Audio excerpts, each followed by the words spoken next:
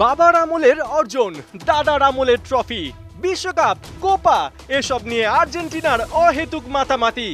এক একটা শিরোপার জন্য যুগের পর যুগ করেছে অপেক্ষা। মনে আছে মারিও ক্যাম্পেস, ম্যারাডোনার পর কিভাবে লাগাতার হেরেছে ওরা? আর এখন দুটো ট্রফি জিতেই লম্ফঝম্প। আরে আমাদের কয়টা বিশ্বকাপ আগে গুনে দেখো।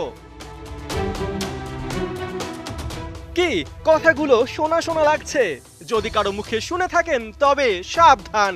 আশেপাশে তাকিয়ে দেখুন আর্জেন্টিনার সাফল্যে কিছু জ্বলছে কিনা।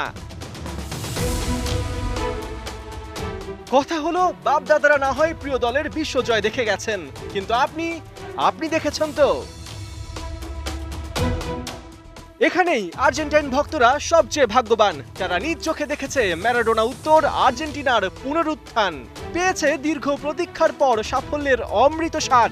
ফুটবল ইতিহাসের তর্কহীন সম্রাট লিওনেল মেসিকে খেলতে দেখেছে, কান্না থেকে হাসি প্রতিটা মুহূর্তে উত্তেজনা অনুভব করেছে।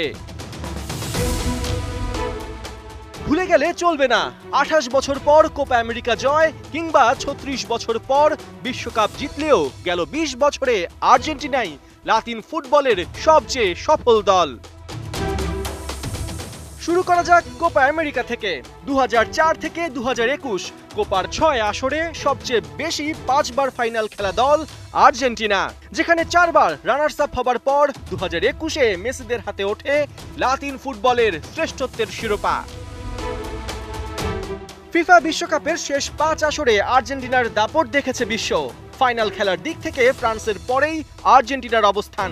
ফ্রান্স যেখানে 3 বার, সেখানে আর্জেন্টিনা ফাইনাল খেলেছে 2 বার। 2014 বিশ্বকাপে জার্মানির কাছে নিরাশ হলেও 2021 বিশ্বকাপে ঠিকই বিশ্বসেরা ট্রফি হাতে তুলে নেন মেসিরা। ট্রফি ছাড়াও নানাভাবে ফিফা আর কনমেবলের স্বীকৃতি পেয়েছে আলবিসেলেস্তেরা। 2007, 2016 আর 2023-এ আর্জেন্টিনার হাতে ওঠে টিম অফ দ্য ইয়ারের স্বীকৃতি। 2016-তে দেয়া হয় কোপা আমেরিকার ফেয়ার প্লে ট্রফি। শুধু তাই নয়, ইউরোপ আর লাতিন ফুটবলের সেরা 2 দল নিয়ে 29 বছর পর চালু হওয়া ফিনালিসিমায় ইতালিকে 3-0 গোলে হারিয়েছে এই আর্জেন্টিনাই। অর্জন করেছে 2 মহাদেশের শ্রেষ্ঠত্বের তকমা। অলিম্পিকেও আর্জেন্টিনার এই প্রজন্ম তাদের বিজয় নিশান উড়িয়েছে। শেষ 5 অলিম্পিকে ব্রাজিলের মতো আর্জেন্টিনারও আছে 2টা গোল্ড।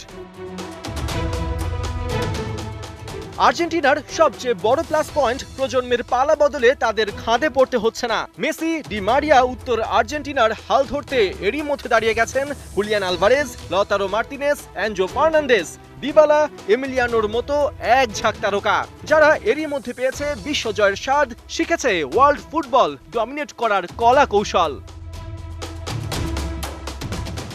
অতএব কে কত বছর পর কি জিতলো তা নিয়ে কথা বলার চাইতে কে বর্তমানে রাজত্ব করছে সেটাই ভেবে দেখা উচিত, যেখানে মেসির আর্জেন্টিনা এই মুহূর্তে সম্রাটের আসনে।